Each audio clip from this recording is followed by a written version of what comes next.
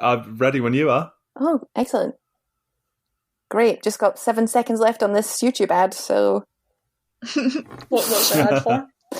PC World. Maybe they'll pay us now. That's true. Drop some brands in there.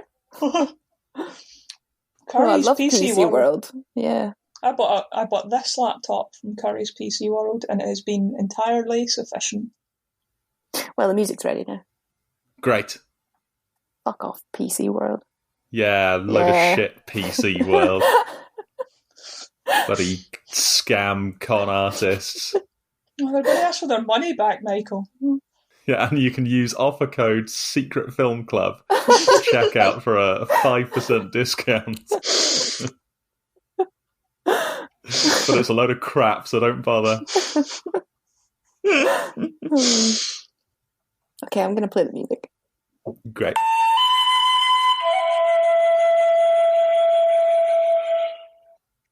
Well, what a long time it's been. It has been a long time, hasn't it? Yeah. One thing came up after another. The good thing is that we've got a buffer of about 7 episodes. This should last us till January before we're actually through, even if we stopped recording right now. Wow.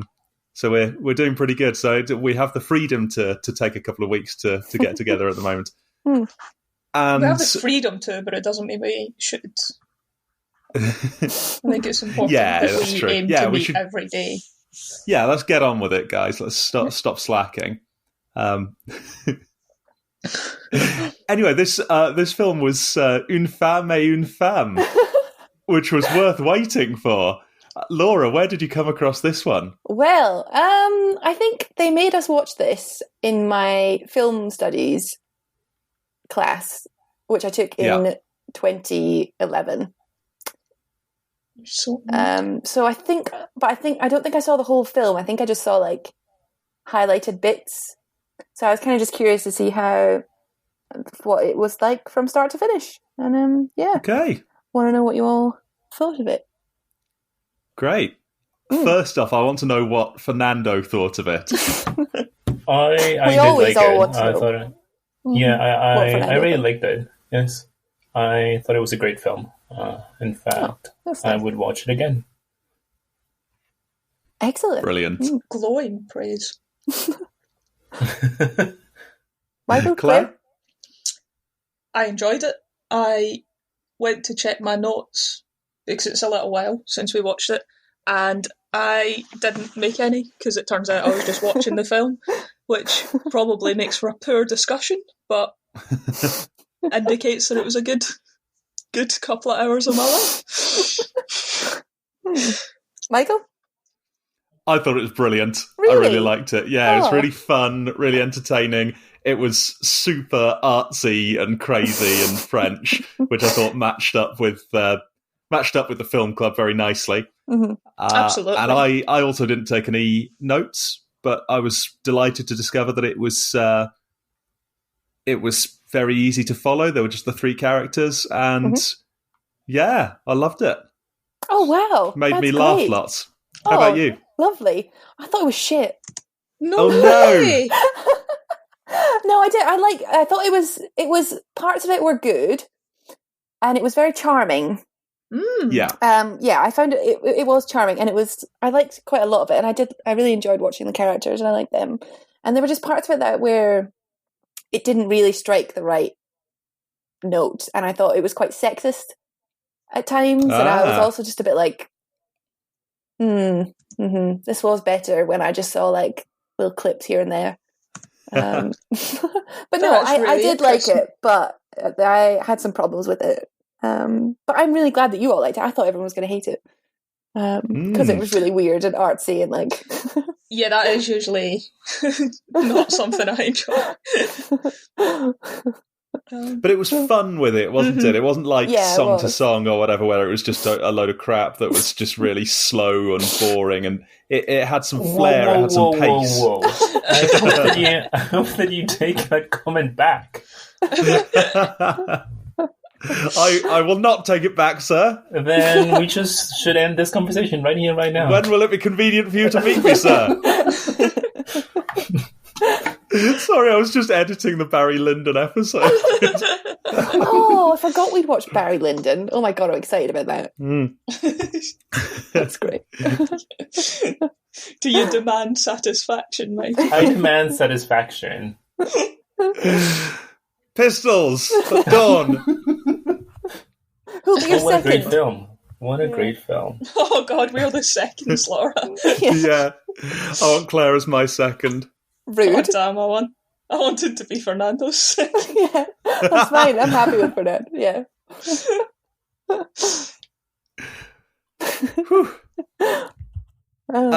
So this was a really fun film, and it was really light-hearted. And from the little bit of reading I've done around it, it seems that this director was famous for quite serious, hard-hitting films. Yeah. And this was a sort of light-hearted, really fun early installment in his repertoire.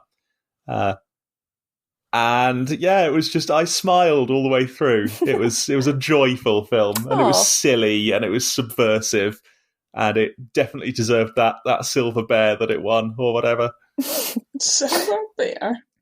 Yeah, there was the big thing at the start where it said, this film has been awarded the Berlin International Film Festival, blah, blah, blah, which seemed quite full of yourself to actually put that in the opening reel of your film. But do you think they'll do that with the Secret Film Club Oscars? Maybe. Well, we'll have to see if it wins first. On the DVD re-release, they can add that into. Yeah. There is such a huge demand for it. Laura, maybe we should talk about why you didn't like it, and then we can all passionately defend it. Okay. Perfect. Let's see. Okay, before I watched it, I was probably set slightly against it because I told Kira what we were watching. As you know, Kira is in on The Secret, which I'm sorry about, but we've crossed that bridge. That's okay. I know. Sorry. Please don't evict me. It's too late. Anyway, and I told her what we were watching, and she was like, "Oh, Goddard, he's like extremely misogynist, and he's like famous for being like his films are like really sexist." And I was like, "Oh, really? Oh my god, I don't remember that at all." So I was watching it through this kind of lens of I can kind of see. But on the one hand, like Angela was a great character, and I really enjoyed how playful she was and just whimsical and full of herself. And yeah, but I'm led to believe that's kind of like a trope in his films, which is that he has just these very childlike women who are a bit sort of all over the place, but also kind of like sex pots, and you know. Sex pots? She was a bit of a sex pot. What's a sex pot? I don't think I've heard that. I don't know what that is. I just heard it before, and now I'm like, I use it all the time. Is it like a despot? But I don't know what it means, but I definitely agree with it. She was an amazing sex pot. Like a crock pot, like a sex crock pot. No, I don't think that's it. What does that mean? A crock pot is like something you use to make stew, right? Yeah. Yeah, okay. So like that, but sex. I don't think it's like a crock pot. I think it's more like a... Wait, the dictionary says that sex pot is just a sexy person. Oh, okay. There you go. Oh. I mean, she was sexy. So, as she kept saying to us. And everyone else kept telling her. Which is fair, because, you know, she's a very good-looking woman. Yeah. Mm-hmm. But yeah, there was just something of the way that they talked about women, which now I can't really remember how they talked about women, but there was something in it where I was like, stop it. But overall, I think it was fun, and I don't want to look too deeply into it. And maybe in his other films it comes out more. But yeah. No, I did like it. I did. Cool. I can't make up my mind. So you did like it? I did like it. It was a bit... sorry, someone else have a go, because I'm trying to piece together my thoughts. So okay. I felt about so I think there were issues with it. I agree that, the whole, like, the idea that it was mostly set in a strip club, or like a weird... it wasn't really a strip club, was it? It was just a What's bar that where word? women dance. What's that word? Burlesque. burlesque. That's what I kept thinking. Cabaret, and I was like, no, it's not that. Just where men objectify women. That's a kind of upsetting setting, but it was just. I don't. In some ways, they sort of showed how women were just using men's willingness to pay for nonsense to make money really easily, and so in a way that was actually showing her empowerment. So there were issues with it, and obviously the relationships were all very troublesome. But I think that the sense of humour it delivered that with was sort of making fun of all those ideas, and that kind of took the edge off for me. So I didn't watch it thinking, oh, this is a really bad lesson for people. It was just making fun of some people making some poor decisions, which was funny. I just found it entertaining rather than finding the maybe worrying events particularly bothering. I think it was a good way of putting it. Also, Emile, what an arse in so many Emile? ways.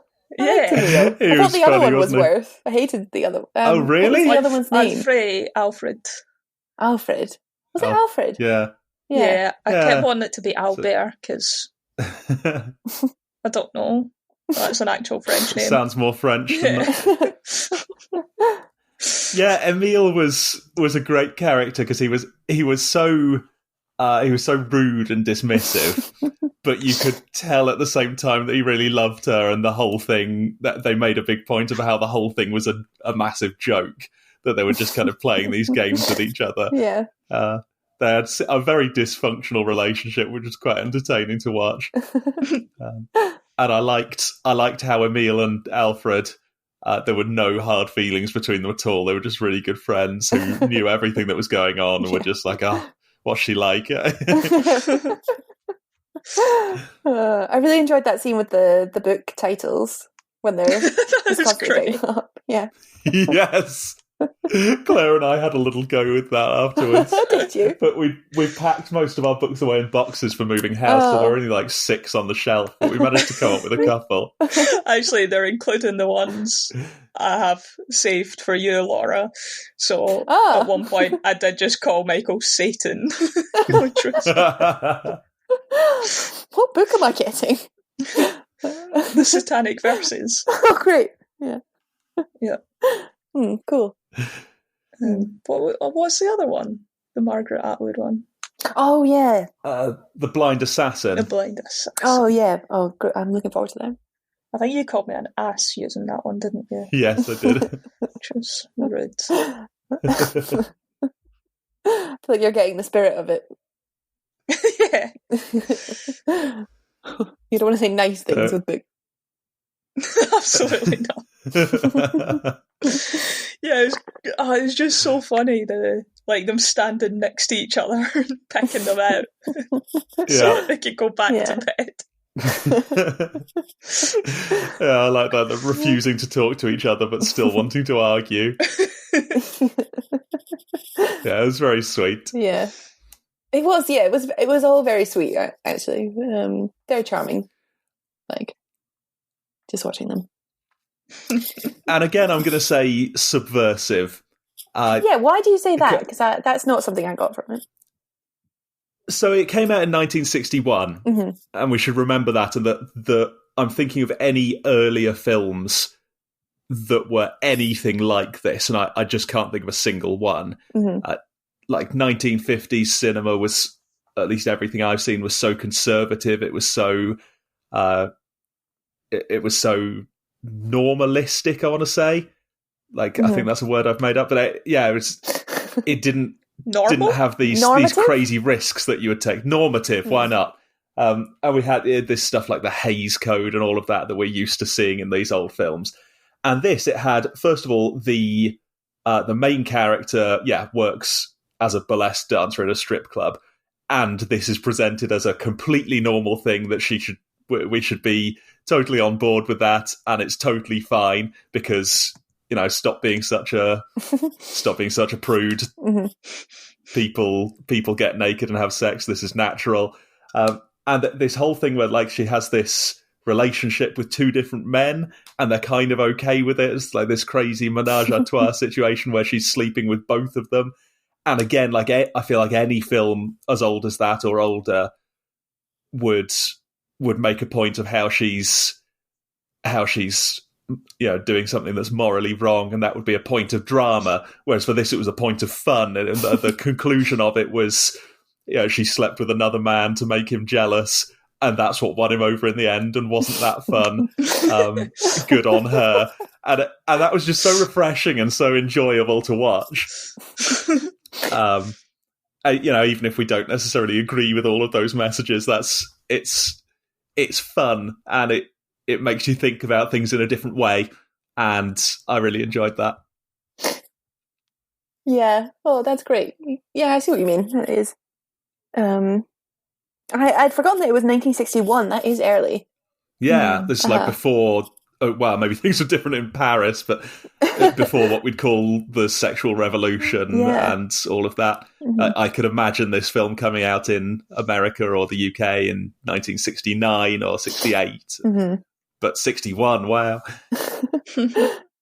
I was reading something about the kind of backdrop that it came into, and this article, a couple of articles kept saying, like, it was a musical, a neo-realist musical. Yeah. I was like, what the hell does that mean? What? I didn't quite understand that. Yeah. I think it's like, I'm sure there were jokes in the film that I didn't get the references to, like the musical bit where she was like, I want to star in a musical, and then I don't know, said some names or something. They did sort of do a weird song and this thing where they danced around. Mm-hmm. It was as if it was sort of making fun of musicals. Yeah. I think it's in reference to a specific musical that's like really glitzy and like as you'd expect of a musical. So then they've kind of like transferred some of that kind of what's the word? Just spirit, but against this like really almost kind of like gritty streets, and like they're obviously like very quite bare apartment, and so it's kind of like taking this fun and sort of the joyfulness of and silliness of musicals, and then just placing it against this like really realistic backdrop. That's what I kind of took from that. I didn't get a lot of anything that was realistic in this film. No, not really. I mean, see like, what you mean about their bare setting. apartments and the streets and stuff. But even those that, like, we never felt that anyone was in danger or in poverty or.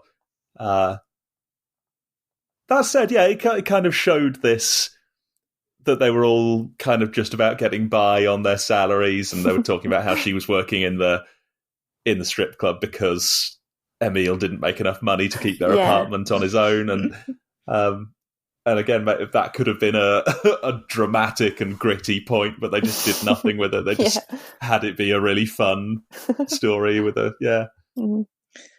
It was good to see that she still cooked dinner for him, though. Even when it was her neighbour and she burned it because she's not a complete competent woman. Yeah. she did still at least try to perform her womanly duties. That was one of my favourite scenes where she kept asking him what he would prefer. It's great. And that was kind of playful and subversive as well, wasn't it? Like, we'd seen that she was so unlike a classic stay-at-home wife, and yet she was playing with this idea that she was getting the dinner ready for him and just completely ruining it. And it was wonderful.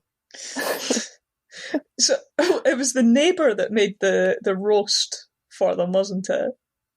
Was it? I can't quite remember. I was kind of checking. I think she borrowed the neighbour's roasting thing. Oh, okay. And she then went and burnt it. Yeah, because the neighbour was excellent. Just that, like, revolving door of men. All the men coming in. Like, just no mention of it. It's just like, prostitute lives next door. That's another thing that they were just like, it's totally cool. Yeah. Again, it was this sort of freeing Parisian kind of laissez-faire attitude to sex and relationships, where everyone was just getting along and having just the men would be coming out and be like, oh, hey, how's it go? Can I use the phone?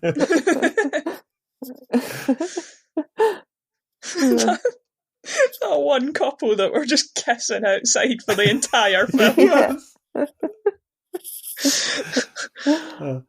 It was a very Parisian film, wasn't it? Like everything in there. I sort of suspect the Paris that they presented in this never really existed, but I think it's one side of why everyone falls in love with the idea of Paris, and everyone sees it as this amazing place. With all the artistic people and the crazy attitudes and stuff, and that it really seemed to capture that for me. I quite liked it.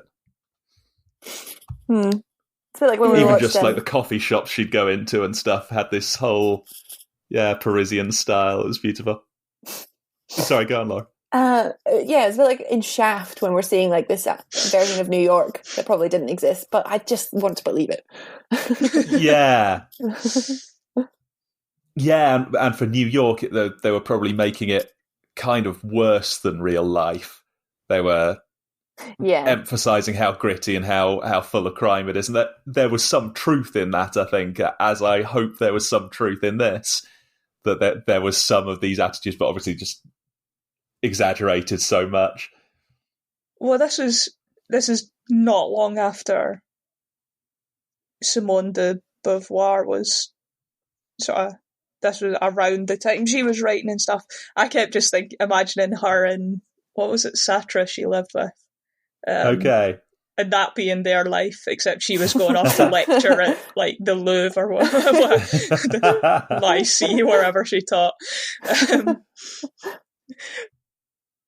And just her, they had like open relationships and stuff, and it felt very like, I don't know, like that's how I imagined their life being. Yeah. Except with that's great. Deep philosophical conversations over dinner, probably. Nonsense conversations. There were some little philosophical bits though, right? Apart from these little funny bits, that these would tell us something about the characters, maybe tell us something about people and something about men and women. They would have these slightly thoughtful moments, like when she's crying and he says it's ugly for a woman to cry, and she says something like, no, it's the most beautiful thing in the world. We should boycott women who refuse to cry. And all of these little thoughts that really make you, like, you could sit for half an hour thinking about that. Did you? Do you have any reflections on that? Well, I'm thinking about it now, but I don't know. Yeah, what was that saying? It was like it was full of stuff like that, wasn't it? Yeah, it was just ruminating. Yeah. But it was mostly about women, which is why I was kind of like, I don't understand what you're trying to say. And now that I know that Goddard is like a massive sexist, apparently, I'm kind of like, it's probably not good, but I can't figure out why, because it's wrapped up in this weird... Yeah, but if he doesn't say it, then it's not been said, has it? Like, if you don't understand it, then he's done a poor job of being a sexist. And you can enjoy it for what it turned out to be, rather than what he meant. That's true. So enjoy it despite him and his incompetence. There we are. Incompetent sexism. Yeah. Typical man. Yeah. Fernando, why else did you like it? Oh, sorry. Yeah. Oh, what else did I like? Oh, I feel like I'm on the spot now. Well, do you have any thoughts about what we've said? Well, I did think that there were certain comments that perhaps were a little bit outdated. From us or in the film? In the film. I think at some point I thought, maybe she's better off with the other person, with Alfred. Was it Alfred? I was like, maybe she should go with the other person. I mean, he clearly, well, I'm not sure if clearly, but it seems that he loves her a little bit more Plus, he's also a little bit more handsome. What? Interesting. No. But I guess that the heart wants what it wants. So I guess that's fine. As she said, I think in the film, she was like, yeah, something I was like just that. quoting. She Yeah, just I loves was the meal. quoting Selena Gomez. But yes. Oh, wise words from Selena. Yeah. Good. Totally irresponsible riding his bike indoors as well. That's funny. Also very French, I felt. Just needed some onions around his neck. Yeah, pretty much. Okay, I think we need to discuss this then. Who was on Team Emile and who was on Team Alfred? Alfred, of course. Alfred. Oh, what? Yeah, I was Alfred. I'm 100% Emile. Nora, you always do this. Whenever we have this film where there's a nice man and a horrible man, you always go for the horrible man. I thought he was the nice man and Alfred was the horrible man. What? Oh, no. He was pestering her, as your mum would say. That's true. Pestering.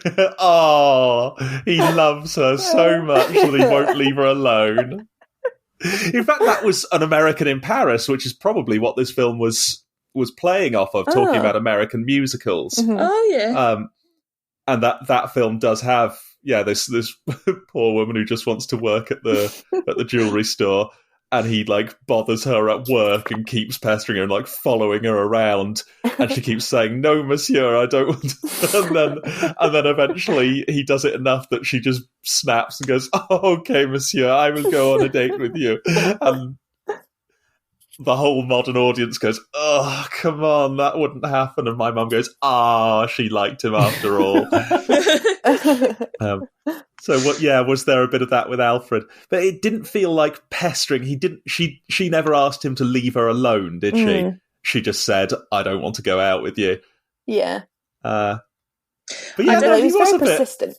I didn't like that he got her drunk. That was what I was thinking. Yeah, he was sort of deliberately getting her drunk, and again, they didn't really go anywhere with that. But it was like just this little subtle. Yeah, he's just trying to get her drunk so she'll sleep with him. And the whole audience chuckles and says, "What a charming rogue!" Yeah, exactly. Whereas Emile, he was rude, and. Yes. But it was in such a fun way. I was like, oh, I love Emile. I wish I could marry Emile. I think it was that Emile didn't really show any respect for her feelings, whereas perhaps Alfred did a little bit more. He wanted to know how she felt, and he wanted to, maybe because he was trying to win her, whereas Emile felt that he already had her. Yeah. But then again, all of this we sort of have to take with a pinch of salt, because it's completely absurd. Like, Emile was happy for her to go and sleep with Alfred in their bathroom while he cycled around doing nothing and apparently not caring at all. It was all a big joke. And again, this is why I'm sort of saying subversive. It was building up some of these expectations and then just taking it in a totally different direction. And I really enjoyed that. Yeah. Did you? Oh, sorry. Go on. I was going to change the subject completely about whether you picked up, whether you could listen to it and understand the French a little bit. Oh yeah, we can come back to that. I don't. Yeah. So I guess the last thing I would say is before we move on would be. With all of this subversion and all of this craziness and surrealness, I think it's maybe not. It maybe isn't very fruitful to look for whether the director or writer was being sexist or not.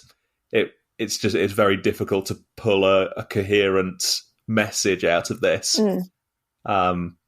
And so I guess that's why when I was watching it, to start with, I was thinking, is this, especially when the film is called A Woman is a Woman, I was thinking, is there going to be like some classic 60s sexism here? And I'm going to have to think, well, what should I think about it, given the time it was set and given that things were different back then. But in the end, I just abandoned that and just thought, this is just I can't really take anything logical from this. It's just fun. I'm just going to have to enjoy it for what it is. So that was my position with potential sexism. I don't know if you felt the same, Claire or Fernando. Yeah, I think I just took it at face value. I think it was just a silly film, really. Yeah. I'd be interested to see some of his other ones after this, because I've never seen any of the other ones and how different they are. Because as you said, like, if doing a little bit of reading about it, this was like one of the earliest ones and is not famous at all, and it's apparently completely different from the rest. Oh, maybe we'll have to have another one sometime. Something I read was that Anna Karina was his muse. Yeah. And that she was in all of his films in different ways, and I think they were married supposedly as well. provided him with inspiration for. Oh, right. That measures up. Yeah, I wonder how she would appear in like a gritty black and white experimental film. She reminded me of Audrey Hepburn. Oh, I can see that. I could see Audrey Hepburn in that role. Yeah, that kind of playful, fun, also very glamorous and beautiful, but in a sophisticated and modern sort of way. Yeah.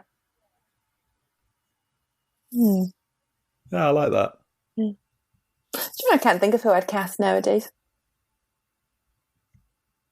As Angela? As all of them, as those three. I don't think they'd be up to it. These modern day actors, you know. I think I would be Emil, and Michael Torpey can be Alfred. I'll take it. And Claire be Angela, and I'll be the rude children at the bookstore.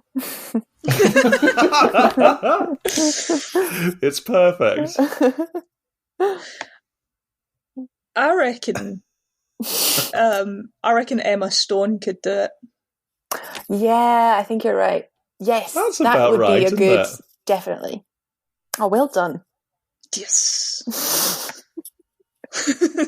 Is that just because we're thinking about classic musicals? Maybe. And we're thinking of La La Land. I mean, it sounds right. I was thinking of her in La La Land when I suggested her. Yeah, that's quite a good comparison, though. Yeah. Ryan Gosling's too nice to be either of the men. So. Ryan Gosling could be Alfred. Ryan Gosling could be Angela. Whoa! Yes! We always come back to this, don't we? Modern day remake where all the men are played by women and all the women are played by men. An all-female remake. All-female remake. Trois femmes sont trois femmes. Wait, is this being progressive or are we just being backwards? Because I hear that all the women were played by men in Shakespeare's times. That's true. That's true. Women weren't allowed to act, were they? Time isn't linear, so it doesn't matter. Exactly. We're just going back in circles. That's your answer to everything. The universe is slowly dying. None of this matters.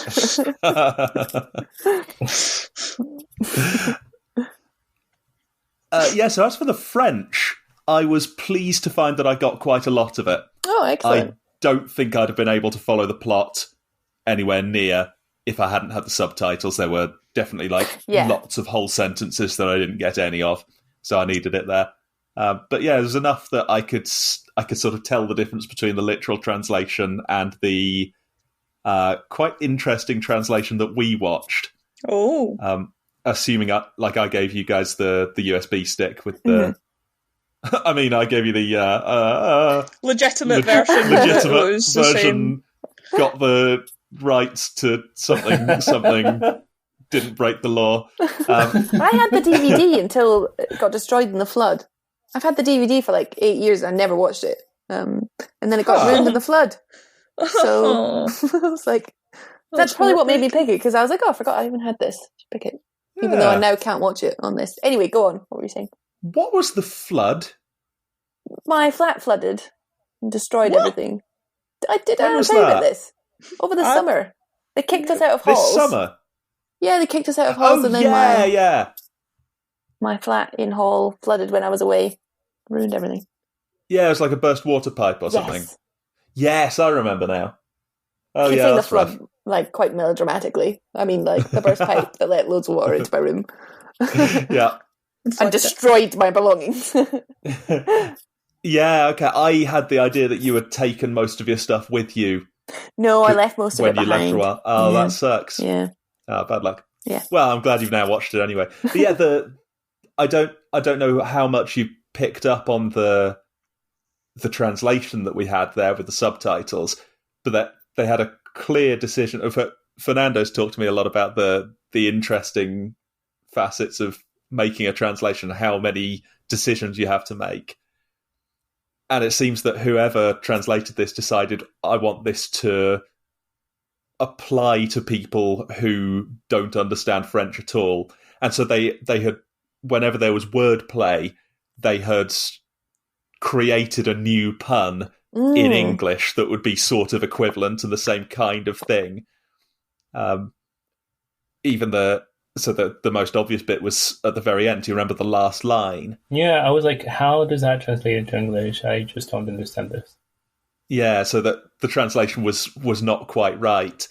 So that he calls her, basically he says, Angela, you're horrid. And she says, I'm not horrid, I'm a woman. And that is a little pun in French. It's Angela, tu es une femme. And she says, non, je ne suis pas une femme, je suis une femme. And then she winks and it's all good fun. So une femme means horrid, and it sounds the same as une femme, which means a woman. Mm-hmm. But obviously that pun doesn't work in English, so he translated it totally weirdly to say, Angela, damn you. And she said, no, not damn me, I'm a dame. Yes, I was going to ask about this. It was all just a little bit off. So that was an attempt to write a pun that would be equivalent in English. And maybe that was one of the less successful ones, but I think there were others earlier in the film that kind of worked. That's my one note that I was going to bring up, of being like, what the hell was that? Because that was obviously not the translation. You've made that up. So I tend to think that, like, if you're watching it with subtitles, that's because you're willing to admit that this film is in a different language. Yeah. And so just show us what it means, and we can listen to her saying the two words the same, and we'll kind of get it. Yeah. But I thought it was an interesting decision anyway. Gave it a go. Yeah. Maybe I'll watch it again now that I've seen it once. I'll watch it again without the subtitles and see if I pick up any more. Ooh, interesting. Challenge. Yeah. Yeah, I've been really trying hard with my French, but I've let it slip a little bit in the last few months. I need to pick it up again. Yeah, I did French in high school, and I was surprised how many words I remember, although I could not string a sentence together. But when I was watching this, I caught a few words, and I was like, oh, library. I think it was bookshop, was it not? Oh. Yeah. Oh, well. Yeah, I don't know. I don't mistranslated everything. I don't speak French, so I'm just making that up. It's a false friend in French. Librairie means bookshop, and bibliothèque means library. Fuck. Sorry. Fuck that one up. Is there anything else you've been proud of recently that I can ruin for you? I'll have a think.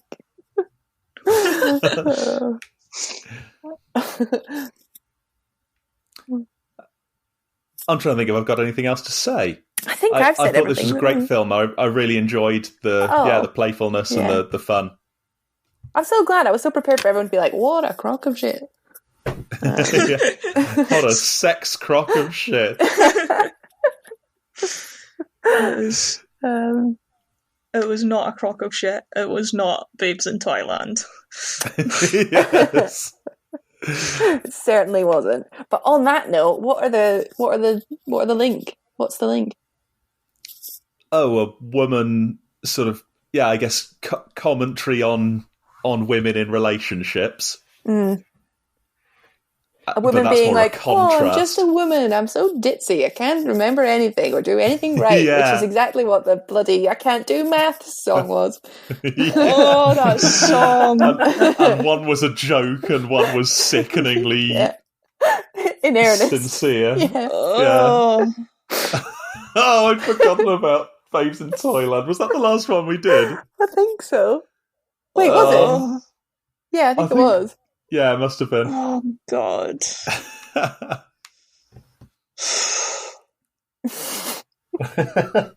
I think a similarity between the two films would be bright and striking use of colour. Yeah.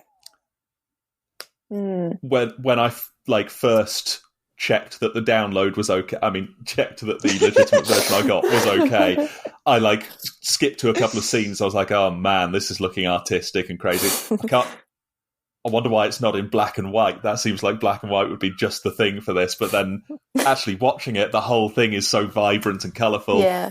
They could never have done this in black and white. And I feel like it's the same with Babes in Toyland. Maybe both early uses of colour where they would have had to think, shall we do this in colour or black and white? And they decided that this film is perfect for bright Technicolor. Oh, yeah. There was some lovely colours. I remember... sorry. No, go ahead. I was just going to slag off Babes in Toyland again. Oh, no, please do. I was just going to say, when you say it's perfect for being in Technicolor, it is in no way perfect for anything ever. And if anything should have been in Technicolor, it should have been the film of them burning the Babes in Toyland tapes. Yeah. That would have been an appropriate use of Technicolor.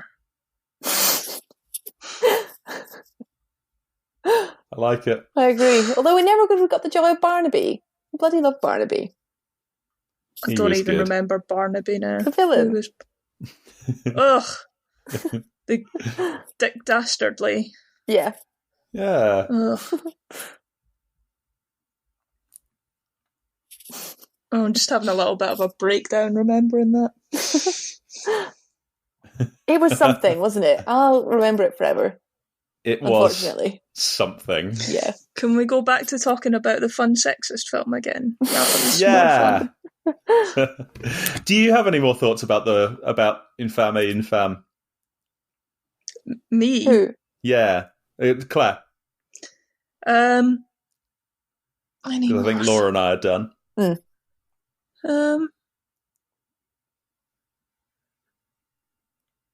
No, just that it was entertaining, and that surprised me. Because it's an old film. And I don't like old films except for the ones I like. Yeah. And I still don't know how I feel about burlesque as a thing.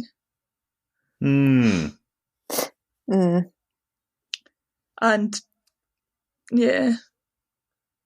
we saw a bit of burlesque once, didn't we? Under false pretenses. Yeah, accidentally.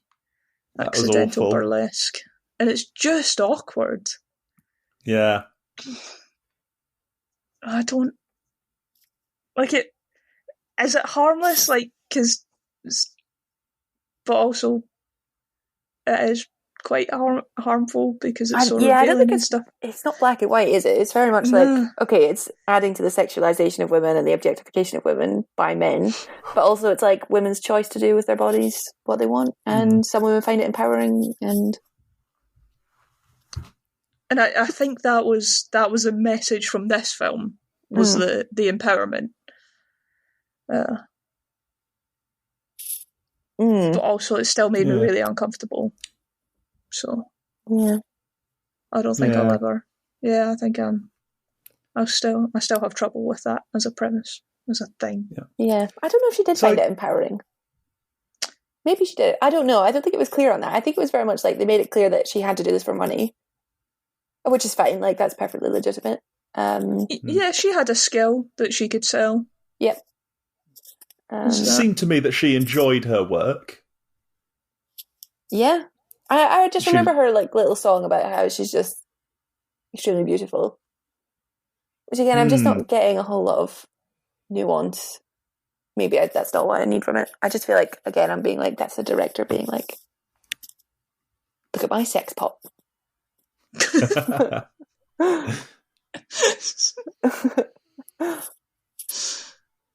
I don't know. I'm too hungover to interpret this correctly. This would the accidental burlesque we went and saw in Edinburgh that time, Claire, is probably a good comparison. That's the only other thing I know about burlesque was seeing that show, and it had a similar kind of feeling of like, I didn't know where to look. It was very awkward because I hadn't exactly gone there like I thought it was going to be a comedy show, and the burlesque thing was just a joke. But no, there was totally just a bit of burlesque in the middle. But sort of in a similar way, it felt very much like she saw this as her art form, and that she was very much in control, and it felt very clean. It didn't feel seedy, like when you see like dimly lit strip clubs with like scary looking men hanging around and just all being a bit horrible. It had that feeling of being above board and legit, even if I even if I didn't know where to look, and even if it wasn't exactly for me. And that seemed to match up with what we saw in this film. That she was very much, walking in happy, chatting to the other girls backstage, doing her performance, nothing getting weird or out of hand. Yeah.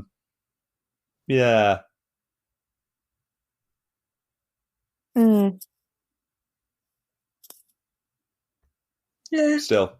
Yeah, it seemed legit, didn't it, in the film? Yeah. But also, like, it was just people taking their clothes off and singing and dancing, and I feel like that can be okay if it's like part of a film or something, like with something a bit more to it. But I just can't imagine how you can think, I think I'll go and see a bit of burlesque tonight, like on my own. Just go down and watch some of that. That'll be fun. Yeah, it's a weird one. And the men in the film were very, like, just with newspapers and like, it very much seemed like that was just the place where they went and hung out. It wasn't an event, wasn't an occasion. It was just like, read my newspaper in this bar, see some women dance around in some kind of feathery. Yeah, just like you'd go to the football or something. Yeah, go down the burlesque club. I did like her sailor outfit. I mean, I actually really want a sailor outfit like that, which I'd keep on. Obviously. I'm trying to remember it now. Which you keep on. But yeah, I think that's everything I have to. Yeah, me too. All my thoughts. Any last thoughts from Fernando? Why were they going to Mexico in English and not to Mexico in French? Oh, what was that? Why were they referring to Mexico by their name, by the country's name in English and not in French? Oh, they said Mexico like in English. Yeah. Mm-hmm. Oh, what would it be in French? Well, Michael Torpy. I thought you would know. Oh, I'm so sorry. I want to guess like Mexique. Indeed. Is it? Yes. Oh, great. Oh, what a guess. Yeah, that's funny then, isn't it? There were a couple of words that they were talking about English, weren't they? The striped ties. I don't remember that. The instead of saying, I don't think they said burlesque in the film, they said striptease. And the signs up said striptease. And I think one of the guys, probably Alfred, was pronouncing it stripe ties because he hadn't realised it was an English word. And so I said, no, it's American, not English. It's pronounced striptease. It's just this weird joke in there. I liked it when he was like, "No, off with your clothes." Don't know about Mexico though. No. I don't remember that either. There was a lot going on in this film, wasn't there? Yeah. I feel like I must have missed a lot.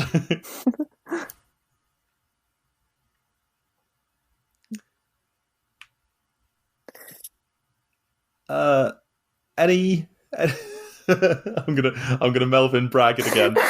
What did we not discuss that we ought to have discussed? Anyone like tea or coffee? Melvin. Oh, I love Melvin so much. He's kind of an arse, but I like him as well. Any symbolism? Oh shit! Oh, yeah. Symbolism. I think it might have just been symbolism. Yeah, I've used up all my symbolism, except it wasn't symbolism at all. I think they were trying to symbolise the musicalness, but against a different backdrop. That was that. That was it. That's all I can think of. Symbolism. Yeah. Does the baby mean something about... Nope. No, nothing there.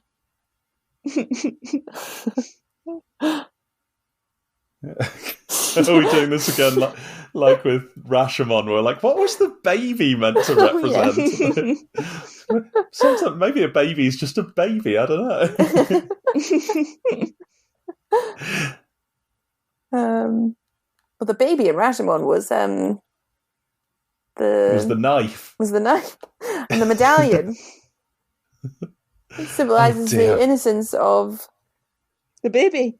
The baby. Yeah. And also violence. Because the knife is innocent. It's the wielder that's guilty. Wow. Deep. And the knife was innocent because there was no knife at all. It didn't exist. So there was no baby. We agreed on that. So there was also no... There was no baby. Wow. Made some breakthroughs with Rashomon. Any other films you want to talk about before we finish? Oh, the baby was the white whale. I've got some thoughts about Napoleon Dynamite. I think we could really...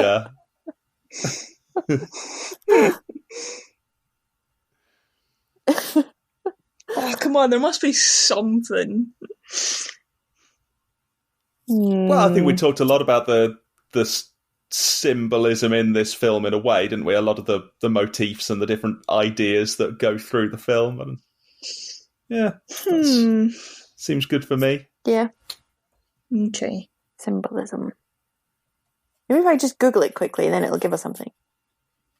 Oh, that's cheating, isn't it? It is cheating, you're right. I won't do it.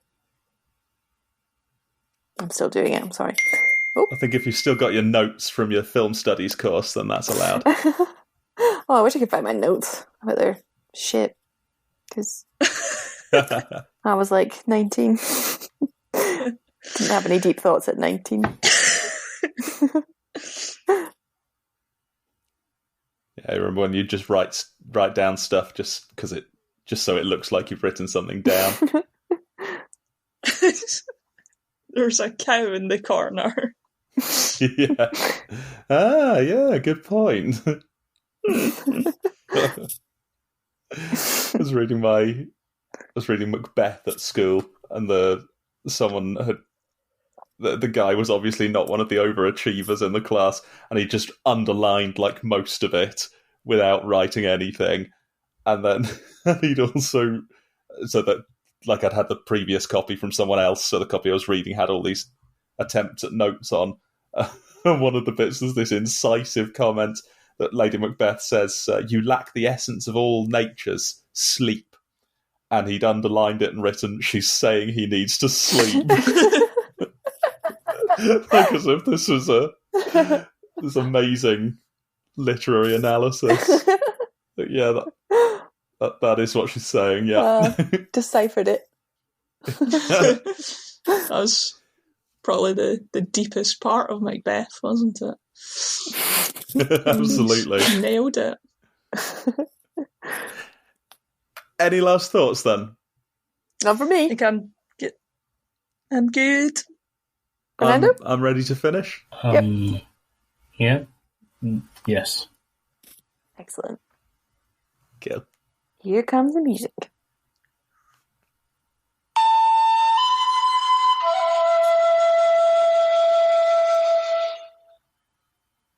Brilliant.